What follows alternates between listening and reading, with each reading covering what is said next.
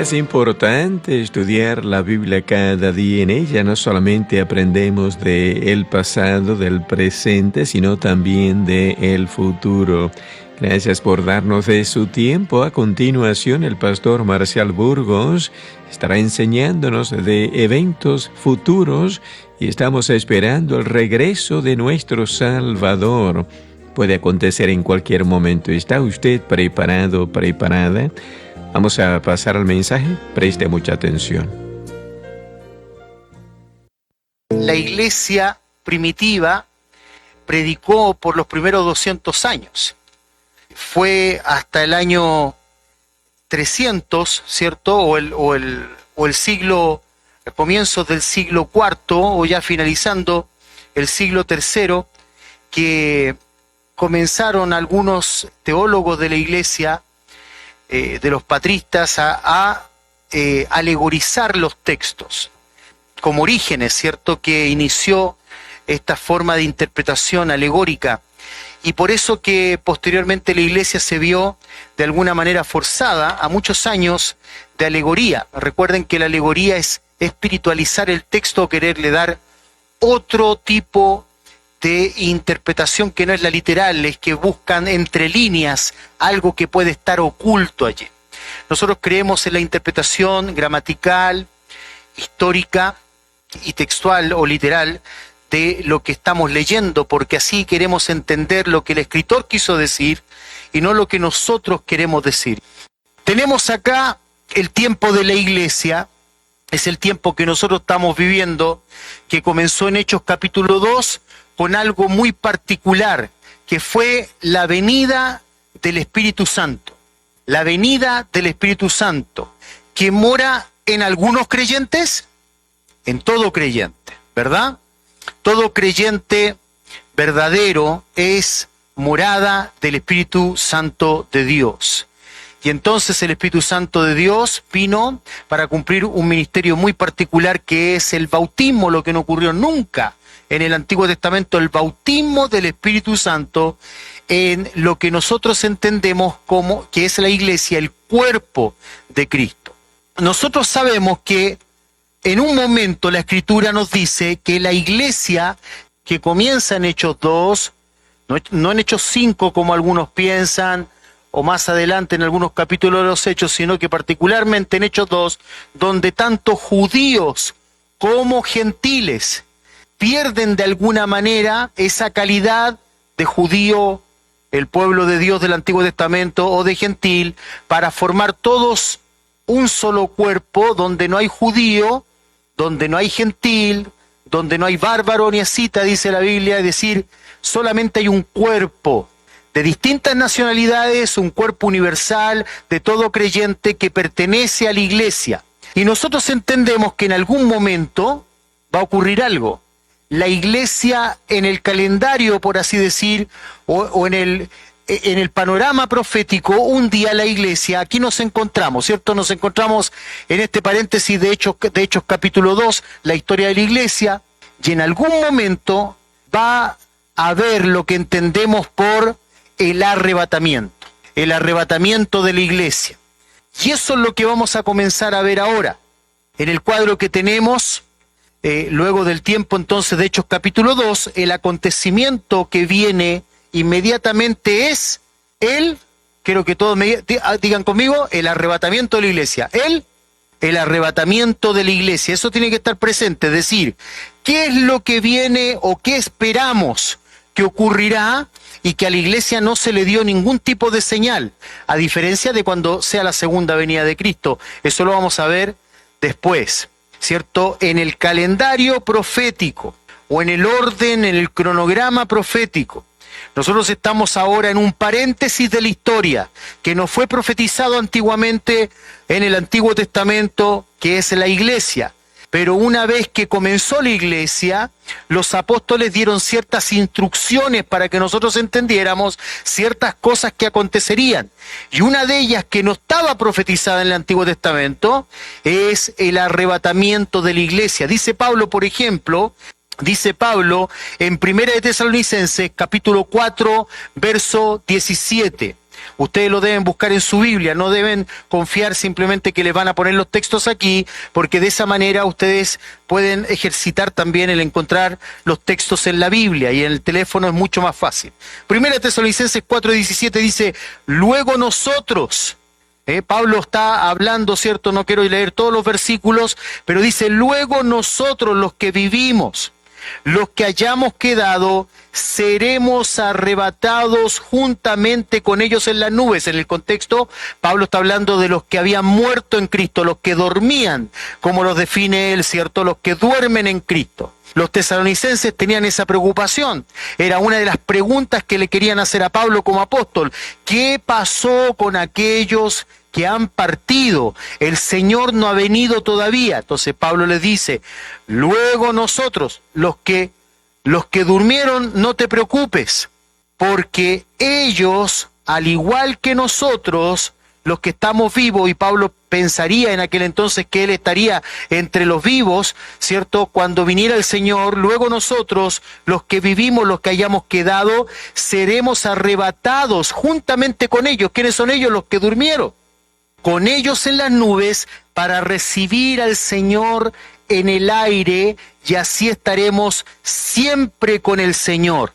Bueno, el verbo que la Reina Valera traduce por arrebatar es la palabra griega harpazo. Harpazo. ¿Qué combina? ¿Qué ideas combina esta palabra en el griego para que entendamos un poco a qué se refiere Pablo con el arrebatamiento? Porque eso también nos indica de qué manera va a ocurrir esto. Bueno, la palabra harpazo combina las ideas de algo repentino, algo que es veloz. El arrebatamiento no es un acontecimiento como en otras porciones de la Escritura, cuando se menciona la segunda venida de Cristo, donde todo ojo le verá, es decir, tendrá el tiempo para contemplar ese acontecimiento, para bien o para mal, algunos para tristeza, otros para ver cumplida su esperanza. Pero eso ocurrirá después que la iglesia sea arrebatada. En el momento en que la iglesia sea arrebatada, ¿cierto? Esta palabra indica que será algo veloz, vigoroso y súbito. Es algo que será rápido, de una manera que no podemos nosotros ni siquiera discernir cuando ocurra ese momento, sino que de pronto nos encontraremos en el aire con el Señor, denotando una fuerza irresistible por parte de Dios. No hay ningún tipo de momento para pensar o reflexionar, absolutamente nada.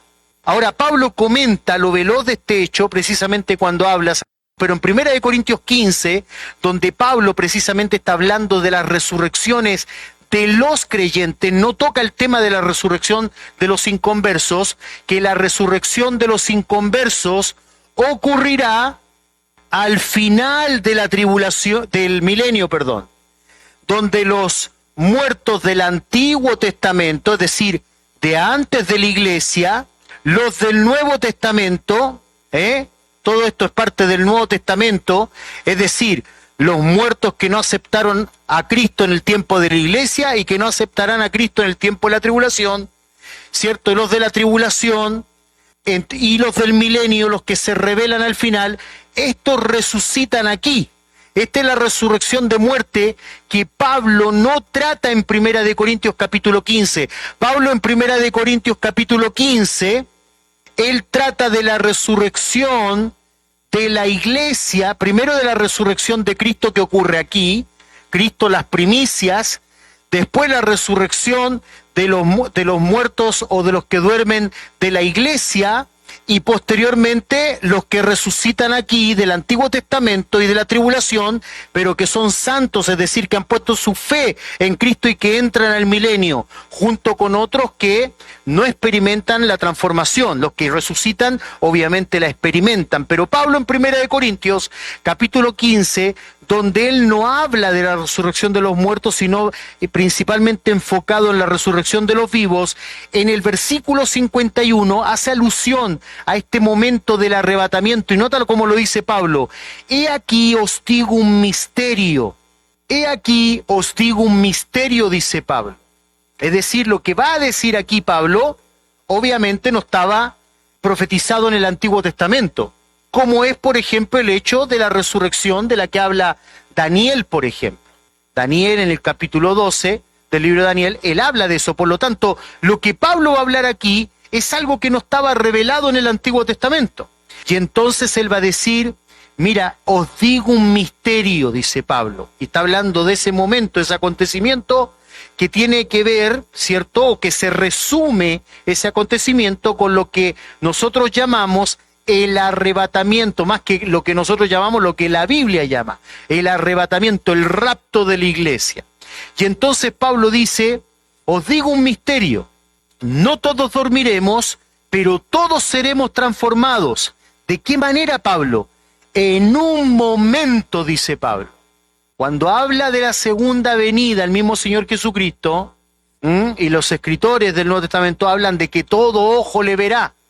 Por lo tanto, no puede ser el mismo acontecimiento, porque si todo ojo le verá, o cuando el Señor está ahí en Mateo 24, 25, hablando de ese tiempo, dice, cuando veáis, ¿cierto?, a las aves en ese lugar, sabed que el Hijo del Hombre, etcétera, etcétera, todas situaciones que van a ser señales de que el Hijo de Dios está cerca por venir, cuando las naciones se junten en Israel para batallar en esa llamada la batalla de Armagedón, es una señal para los que vivan en ese entonces de saber que el Señor ya viene. Y entonces todos podrán contemplar la venida del Señor, que vendrá con su ejército celestial en un caballo blanco, y cuyo nombre es el fiel y el verdadero, capítulo 19 de Apocalipsis, es decir, exactamente por esta parte de la tribulación, al final de la tribulación, él viene el Señor en la segunda venida, Apocalipsis 19, Mateo 24, 29 al 30, y entonces Él desciende, los muertos de la tribulación y del Antiguo Testamento resucitan, y el Señor viene para establecer su reino, Pero eso será un acontecimiento visible, pero este acontecimiento llamado el arrebatamiento, que algunos dicen, bueno, el arrebatamiento ocurrirá en este momento, el Señor viene y se lleva a su iglesia y vuelve. Bueno, eso es como medio mareado, ¿no? Viene, sube, baja, no es la idea. Nota lo que dice el versículo 52, este acontecimiento que es el arrebatamiento será en un momento. La palabra que utiliza allí el apóstol Pablo es la palabra que nosotros conocemos o que los científicos denominaron para hablar de las partículas que componen la materia, que es la palabra átomo, que ahora sabemos nosotros que el átomo se puede dividir, pero la palabra griega en sí significa indivisible. Lo que está diciendo Pablo, que el momento que ocurre el arrebatamiento es algo que no se puede dividir ni en milésimas de segundo. Entonces Pablo, para reforzar la idea, luego dirá en un abrir y cerrar ¿de qué? De ojos. Y entonces ahí utiliza otra palabra. Primero utiliza la palabra átomo, que quiere decir indivisible, y luego ripe, que es una palabra que tiene la idea como del parpadeo de un ojo, o también podría definirse a un ripe el movimiento rápido que tienen las alas de un mosquito. ¿Viste? Algo rapidito, o el parpadeo de un ojo, ¿ves? Tú, por ejemplo, si parpadeas el ojo, no te das cuenta cuando ocurre cierto acontecimiento. Bueno, la idea es que tú puedes estar hablando con una persona y en tu parpadeo, cuando abre los ojos, ¡pum!, desapareció. Para recibir al Señor, ¿dónde? En el aire. Es un acontecimiento que muchos no entenderán lo que ocurrió en ese momento. Muchos no lo entenderán.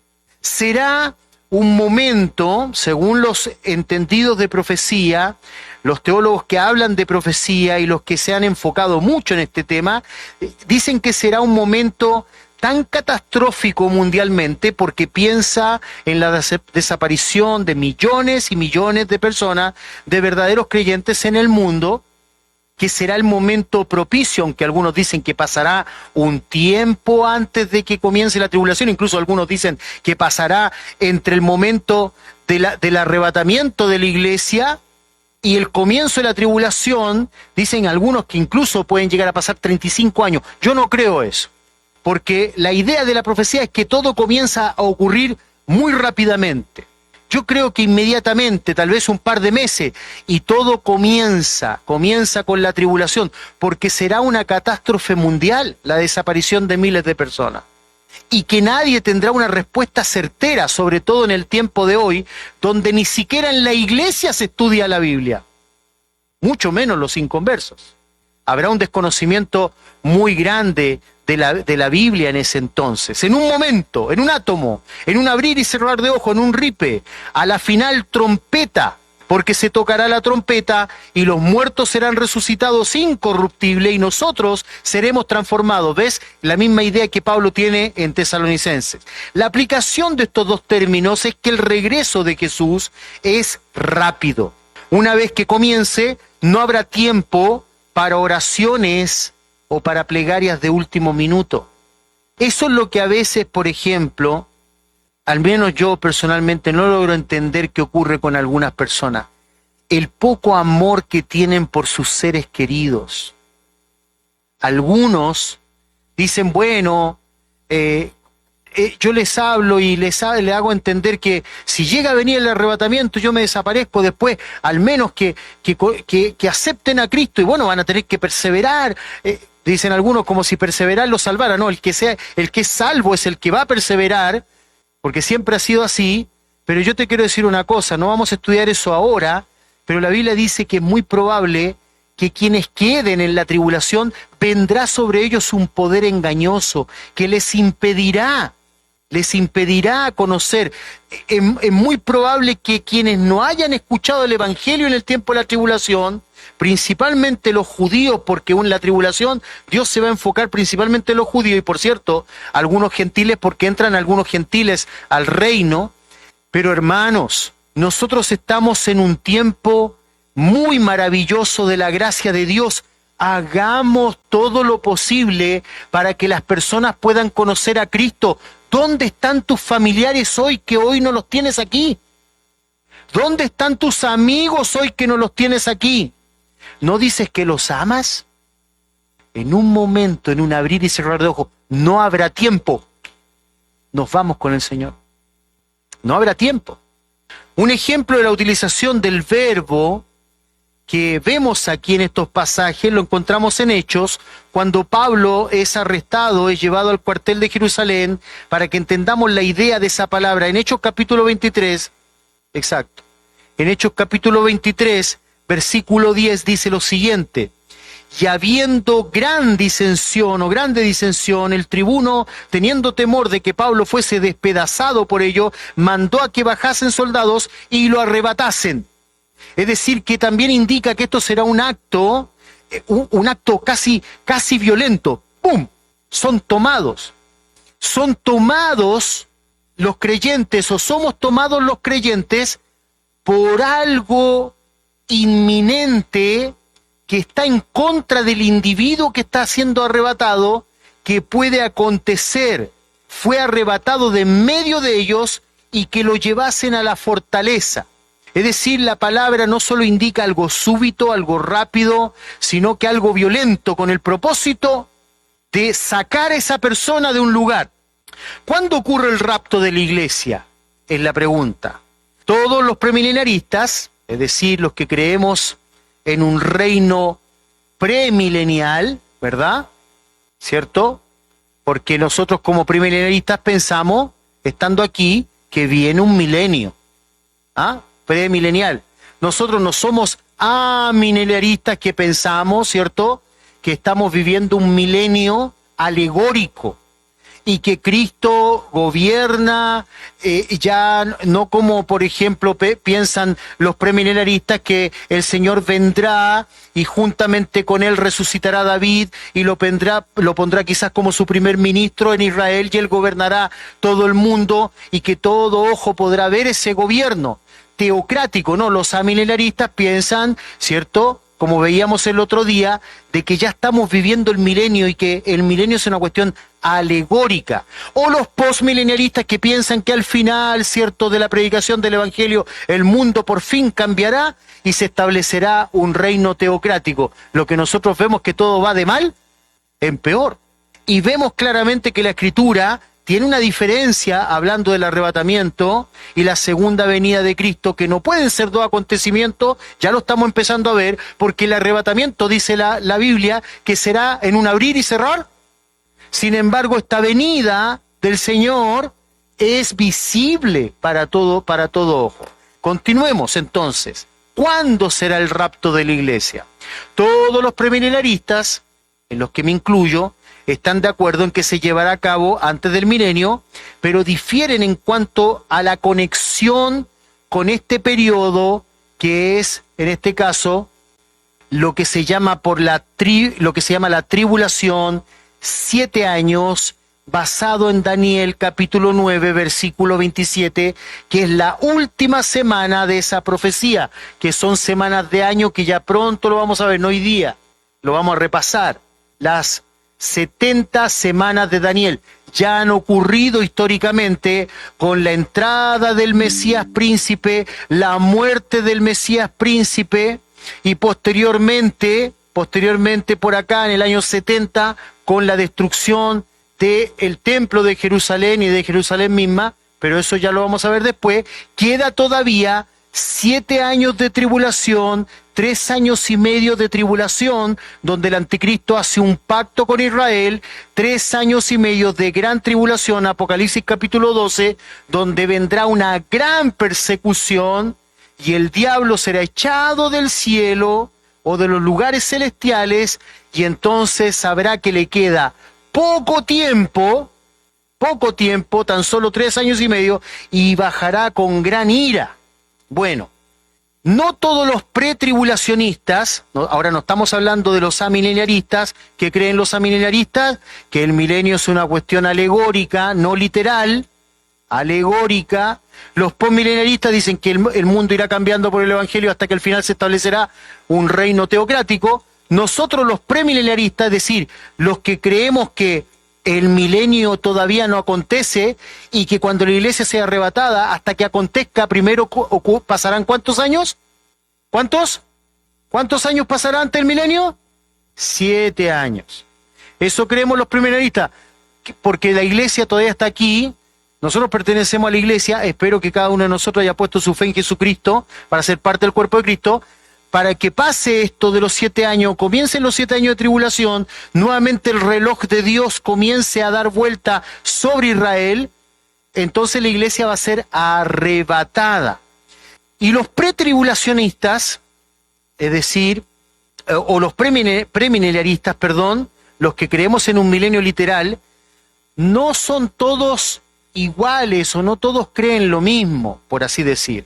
No todos tienen la misma convicción en cuanto al momento en que la iglesia será, ¿qué? Arrebatada.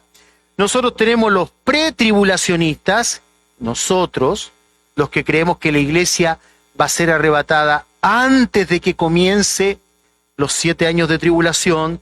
Están los medio tribulacionistas.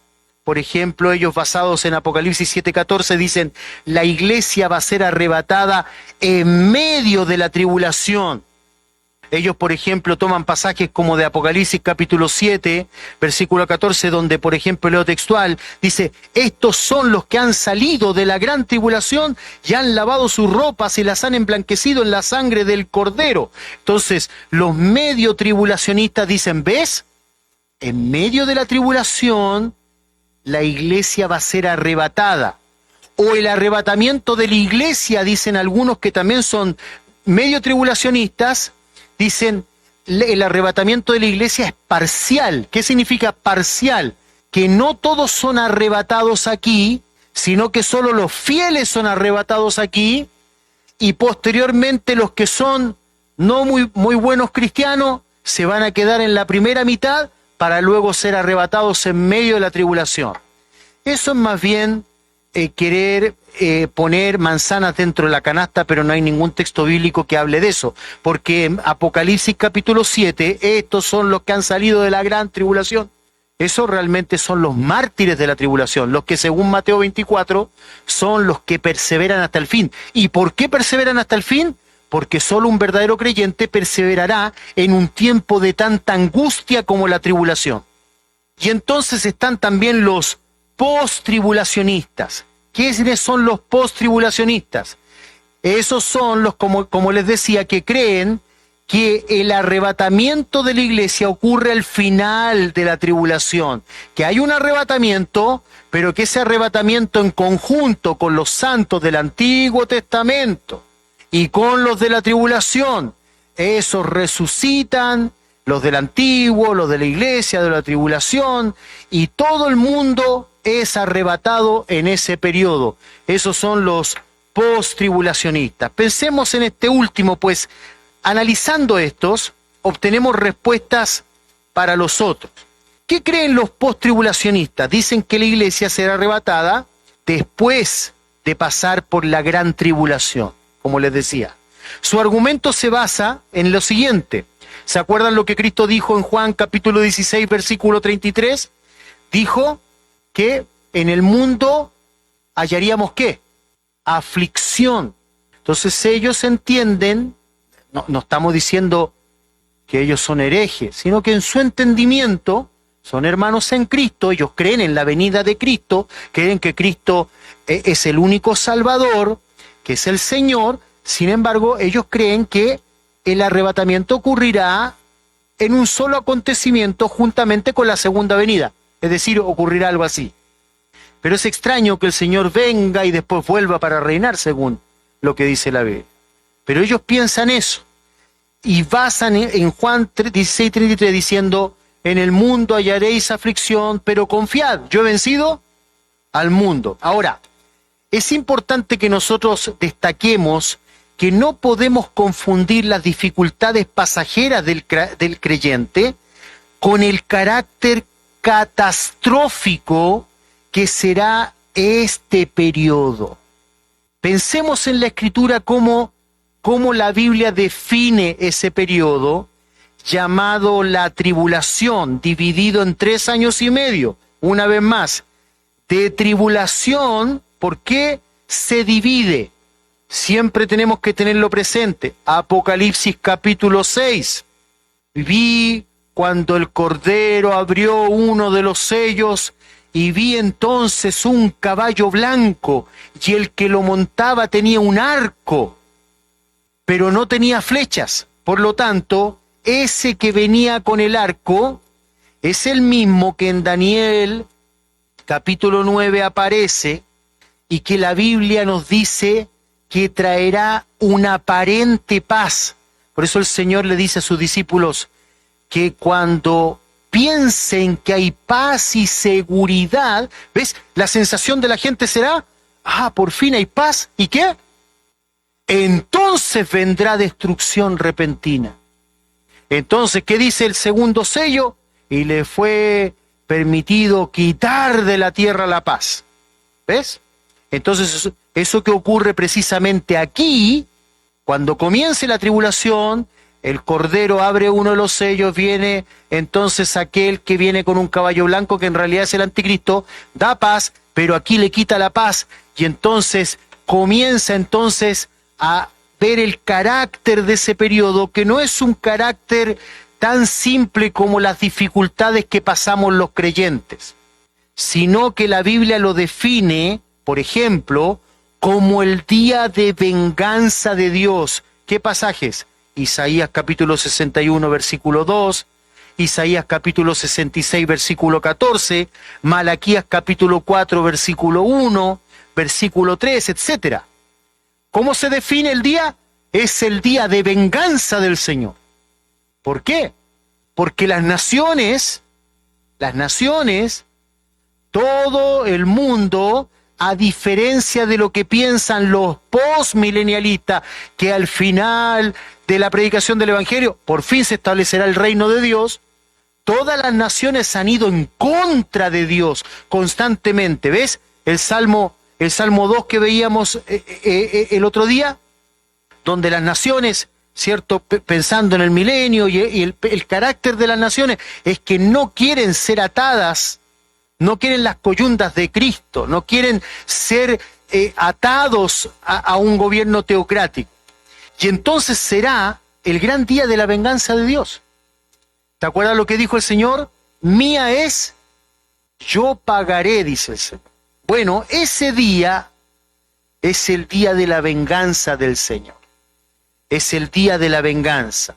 Ahora también es definido, por ejemplo, en Mateo capítulo 24, versículo 21 al 23, Mateo 24, Mateo 25, es un contexto en el que el Señor habla precisamente de este periodo.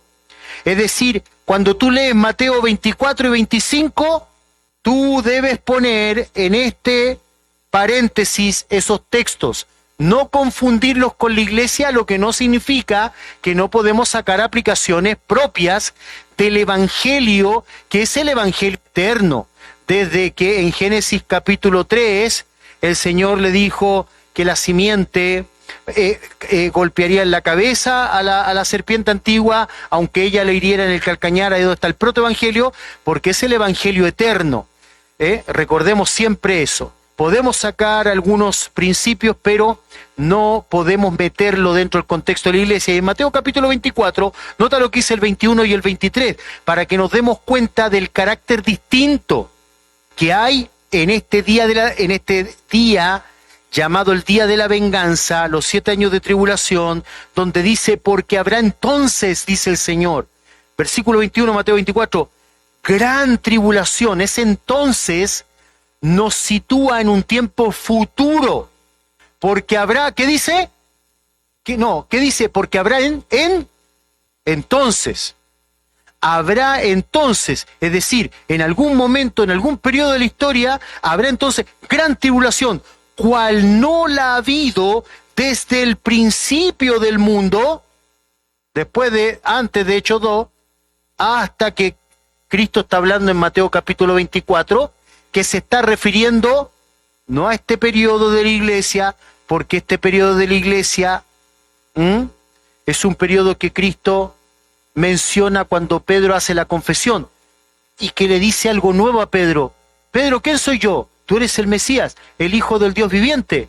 Ah, bienaventurado eres, Pedro, porque no te lo reveló carne ni sangre. Es decir, Pedro podría haber dicho, bueno, tú eres el Cristo, el Hijo del Dios viviente, como dicen las escrituras del Antiguo Testamento, que tú establecerás tu iglesia. No le dijo, bienaventurado eres Pedro, esto no te lo reveló carne ni sangre, y a ti también te digo, sobre esta roca, esta confesión, yo edificaré mi iglesia.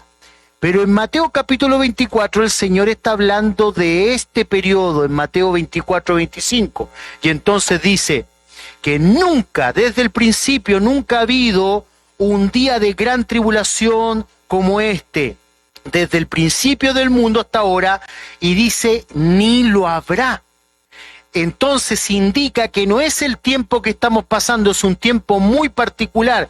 Y si aquellos días, dice el Señor, si estos días no fueran acortados, nadie sería salvo. ¿Nota lo que está diciendo? Claramente desde Hechos capítulo 2, cuando comienza la iglesia y el Espíritu Santo viene para morar en cada creyente, ¿cuántos años han pasado ya? Pero este tiempo va a tener que ser un tiempo limitado, porque es un tiempo terrible. Y si aquellos días no fueran acortados, nadie sería salvo, más por causa de los escogidos, aquellos días serán acortados.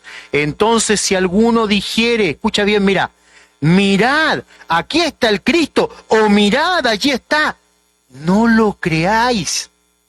El anticristo vino el arrebatamiento de la iglesia con el caballo blanco a establecer paz.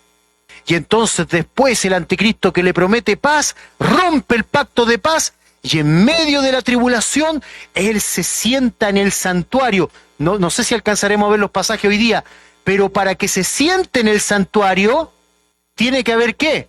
Y en estos momentos hay un templo. Entonces no pueden ser estos días, ¿verdad?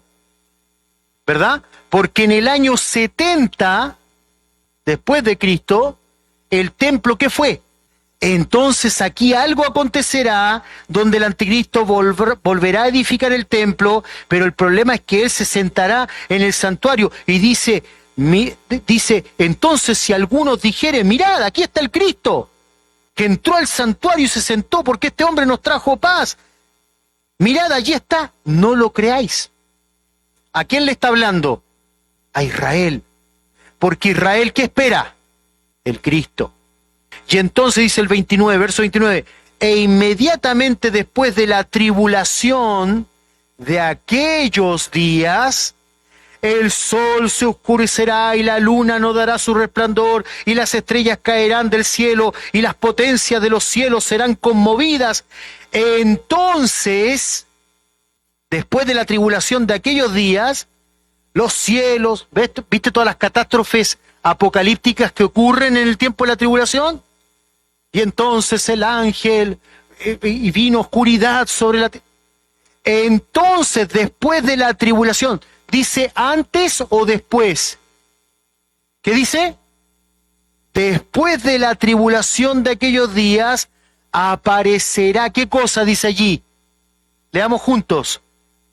Entonces, verso 30, aparecerá la señal del Hijo del Hombre en el cielo, y entonces se lamentarán todas las tribus o etnias de la tierra, y verán al Hijo del Hombre viniendo sobre las nubes del cielo con gran poder y gloria. ¿Qué dice?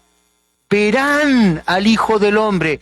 Y esos que lo verán, no necesariamente van a ser creyentes, porque lo verán, como en otras partes de las Escrituras dice, como un ladrón en la noche. ¿El ladrón en la noche es bienvenido o no?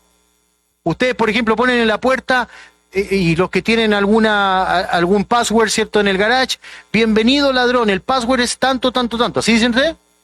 No. ¿Le ponen unas galletitas en la mesa para que el ladrón coma galletitas mientras roba? ¿El ladrón es bienvenido o no?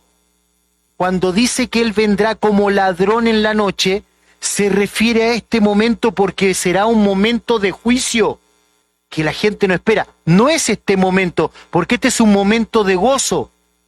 Seremos transformados y estaremos para siempre con el Señor. ¿Es un momento de gozo o de tristeza? ¿Es de gozo o de tristeza? De gozo.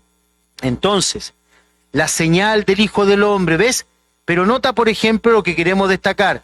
No habrá entonces gran tribulación, cual nunca ha habido en aquellos días. Entonces, lo que tenemos que entender, que los post-tribulacionistas, que creen que el arrebatamiento acontecerá aquí, no entienden que lo que el Señor dice cuando en el mundo hallaréis aflicción, no se compara a este día. Nota lo que dice, por ejemplo, Apocalipsis 6, el verso 16 y 17. Cuando comienza la tribulación precisamente, el capítulo 6 de Apocalipsis, siempre tienen que poner, aquí comienza la tribulación. Y dice, después de que habla de los diferentes sellos que son abiertos, dice, y decían los poderosos, los reyes, y decían a los montes y a las peñas, caed sobre nosotros y escondernos del rostro de aquel que está sentado sobre el trono y de la ira del Cordero. Es decir, ellos preferirán, como dice otra parte de la Escritura, preferirán la muerte. Escondernos de la ira del Cordero. Decían a los montes y a las peñas, caed sobre nosotros. En otras palabras, matadnos y escondernos de la ira del Cordero, porque el gran día de su ira ha llegado. ¿Y quién podrá sostenerse en pie? ¿Entiendes el concepto? Nota este pasaje, por ejemplo. Ah, cuán grande es aquel día, tanto que no hay otro semejante a él. ¿Ves que la Escritura va diciendo siempre lo mismo? ¿Hay otro semejante a él? No, es un día terrible, un día de la venganza de Jehová, un día cual nunca antes ha habido. Ah, dice el profeta, cuán grande es aquel día, tanto que no hay otro semejante a él, a ese día. Tiempo de angustia, literalmente en el hebreo de aprieto, de tribulación. ¿Para quién? Para Jacob. ¿Quién es Jacob? ¿Quién? ¿Es para la iglesia? ¿Este tiempo de angustia es para la iglesia? Es un tiempo de angustia para Jacob, pero de ella será librado. ¿Quién? Jacob.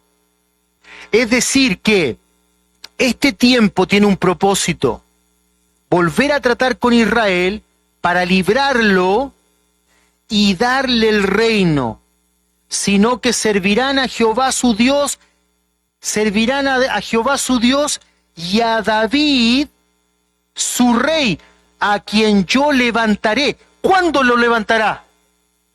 ¿Para entrar dónde? ¿Ves? Israel, este tiempo de angustia para Jacob es un tiempo donde el Señor apartará a los buenos, a los verdaderos judíos y a los que se pusieron la marca, a ellos los levantará para juicio. Dejará a los que no se pusieron la marca para entrar al reino, y el Señor, cuando venga a reinar, levantará a David, que será su primer ministro en el reino. ¿Nota? Jeremías capítulo 30, versos 7 al 8. Ahora, ¿cuál es el motivo de ese día de fuego? Una vez más, castigar a las naciones paganas, por un lado, el gran día de su ira, ¿quién podrá soportarlo? Joel 2:11, y restaurar o purificar a Israel.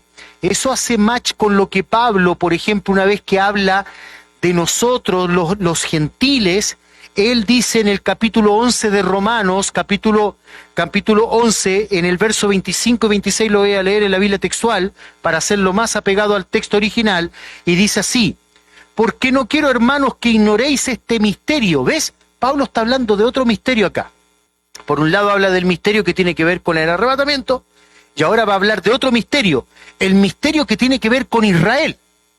¿Ves? Entonces muchos podrían pensar en este momento donde está la iglesia, y donde la iglesia comienza a avanzar, y prácticamente los judíos están siendo cada vez menos, y los judíos están en un rechazo abierto contra el Mesías.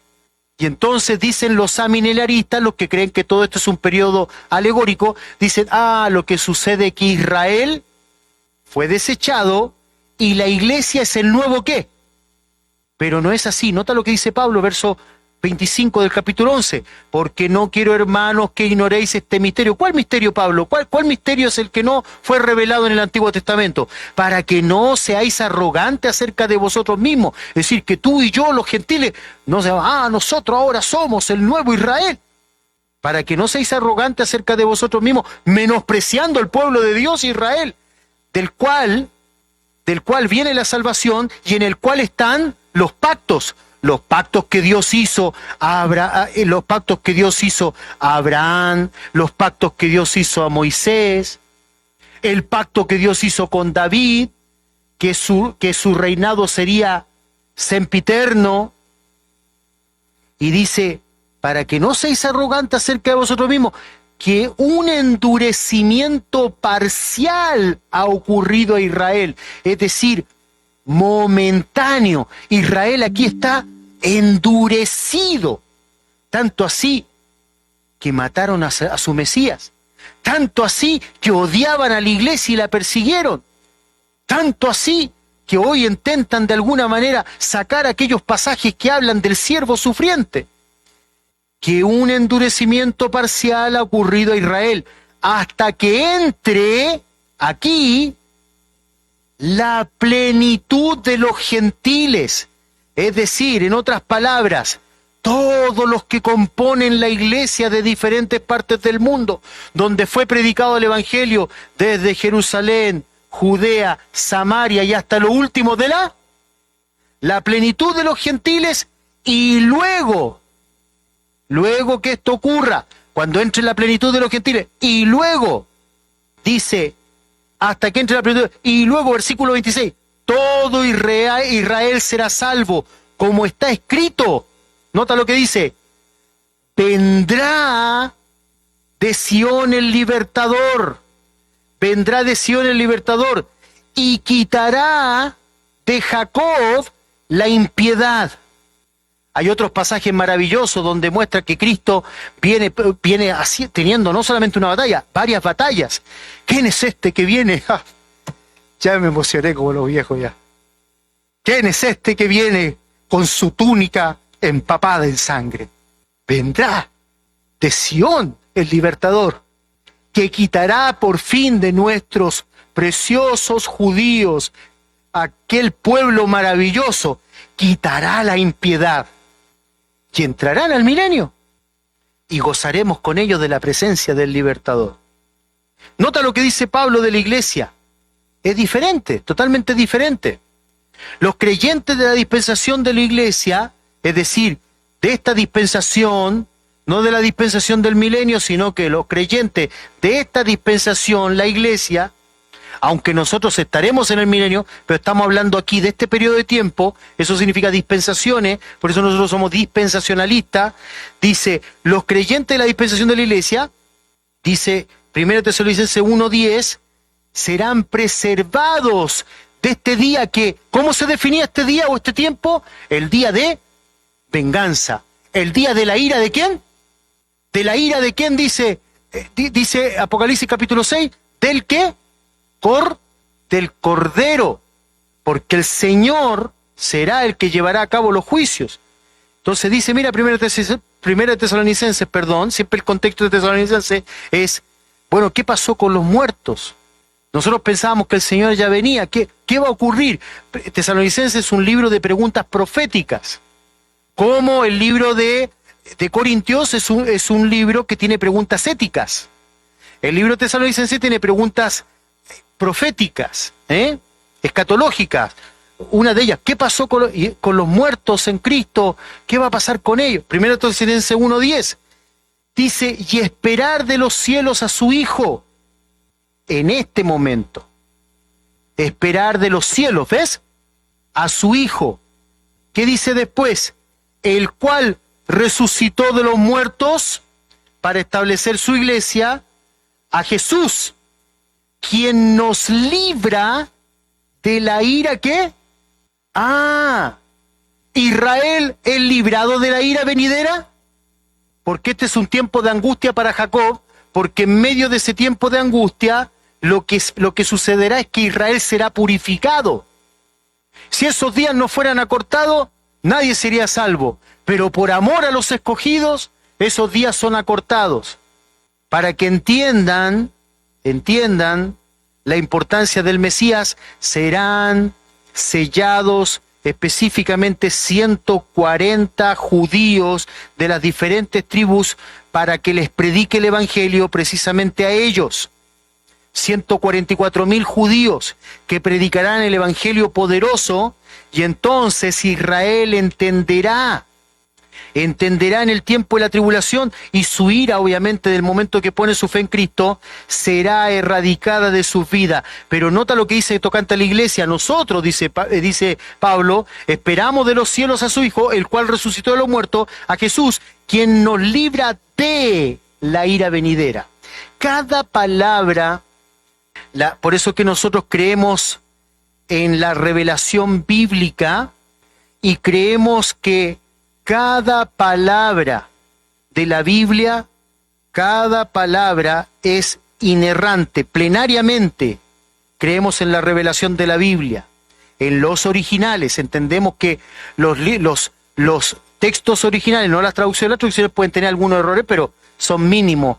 Entonces, cada palabra es importante. Aquí es muy importante ver las palabras usadas por Pablo en 1 Tesalonicenses 1:10, donde dice nuevamente, y esperar de los cielos a su Hijo, el cual resucitó de los muertos, a Jesús, quien nos libra de la ira venidera.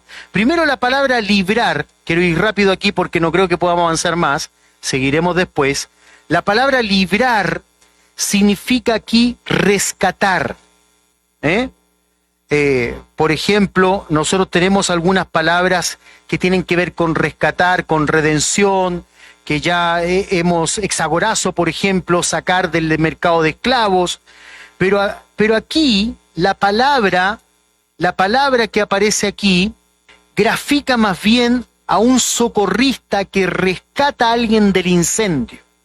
Si fuera, por ejemplo, la palabra exagorazo, por ejemplo, podríamos pensar, ¿cierto?, que el Señor ya nos libró, porque nos redimió con su sangre, y quizás puede estar hablando de todos los creyentes, y esa es la libertad, que como estamos en Cristo, nosotros aun cuando entremos a un proceso donde va a ser difícil, es decir, aunque como dicen los meros tribulacionistas o los post-tribulacionistas, nosotros pasaremos por acá, pero como hemos sido liberados, es decir, redimidos, hemos sido rescatados de la esclavitud del pecado, nosotros no tendremos daño. Podría ser eso.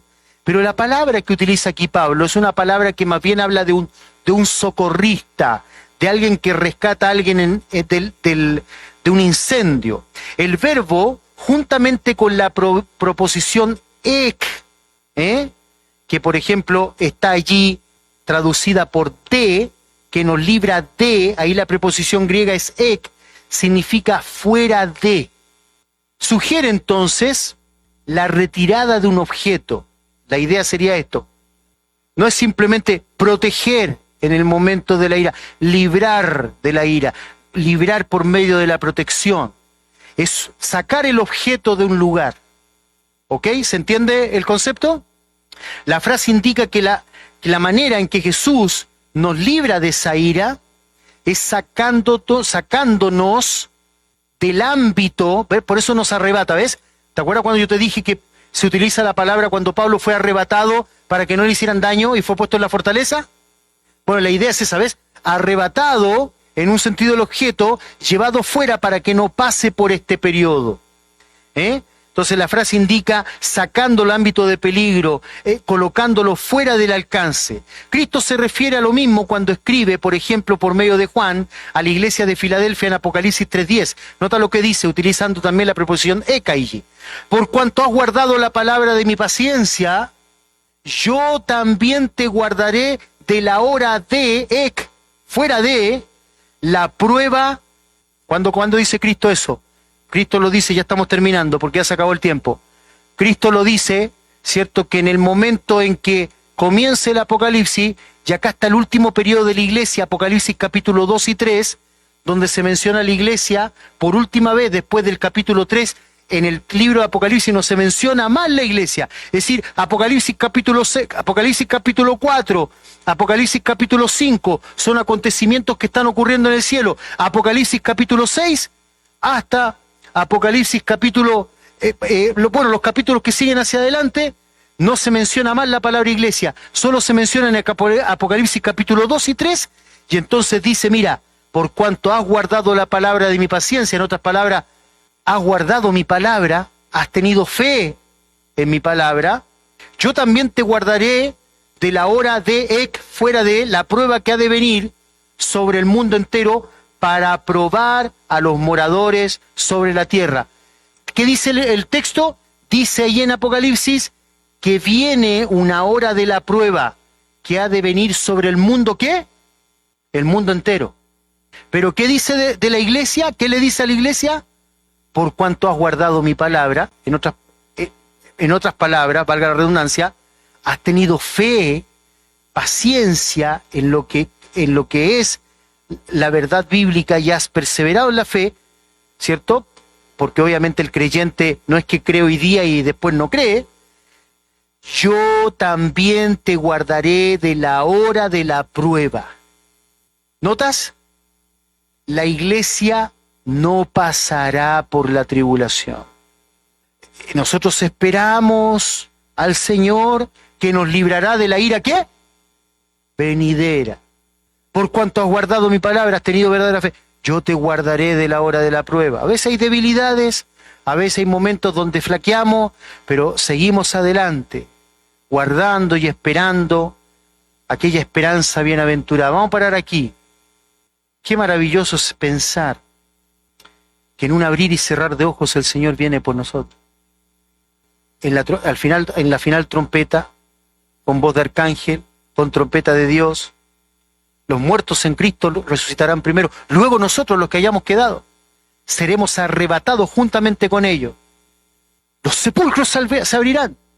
Nadie podrá ver cómo ocurrió. Mira, hay tantos sepulcros abiertos en distintas partes del mundo. Oye, mucha gente desapareció. ¿Y cómo ocurrió? No sé, yo estaba conversando, ni siquiera pestañeé y de pronto no estaba más. Pero es otro acontecimiento el que ocurre aquí. Y temerán al que viene. Todos lo verán. Y los que se reunieron para la gran batalla de Armagedón, aquí, le temerán y querrán luchar contra él, defenderse. Y él los matará con la espada de su boca, con su palabra. Porque escrito está, mía es la venganza. Pero hoy estamos aquí. Todavía no acontece esto que es el arrebatamiento de la iglesia, ¿qué estás haciendo por los que no conocen a Cristo?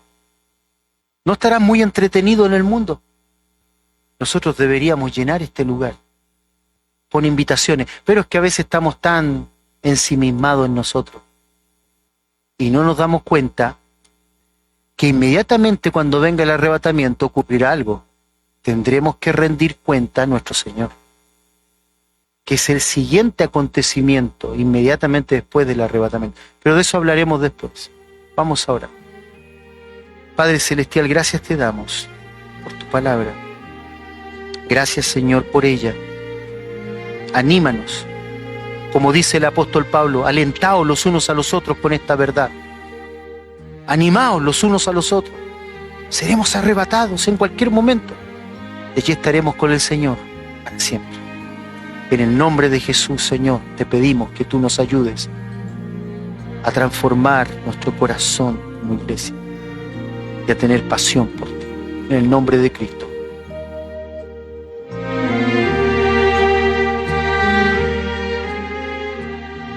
El Señor puede regresar. Hoy mismo está usted preparado, preparada, dice la primera carta de Pablo a los Tesalonicenses, capítulo 4, versículo 16, porque el Señor mismo, con voz de mando, con voz de arcángel y con trompeta de Dios, descenderá del cielo, y los muertos en Cristo resucitarán primero.